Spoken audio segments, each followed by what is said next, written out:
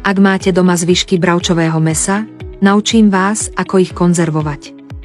Nepokazí sa, bez ohľadu na to, ako dlho ho budete skladovať. Moja rodina zvykla mraziť mäso v mrazničke.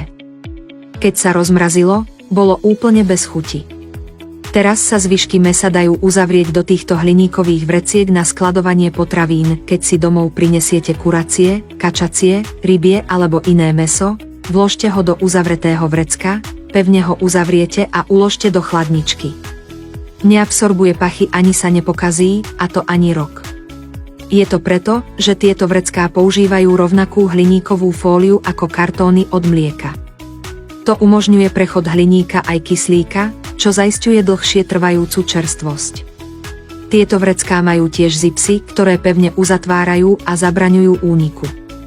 Môžete ich použiť aj na uskladnenie zvyškov párkov, údenín, ovocia a zeleniny, uzamknú vlhkosť, čím zabezpečia čerstvosť hneď po konzumácii. Môžu sa uchovávať v chladničke alebo mrazničke. Dokonca na ne môžete napísať dátum a názov vrecka, aby ste ich v prípade znečistenia ľahko našli. Môžete ich vyprať a znova použiť. Stoja len 0,37 € a vydržia rok, vďaka čomu sú neuveriteľne dostupné. Sú dostupné priamo od výrobcu, ale zásoby sú obmedzené.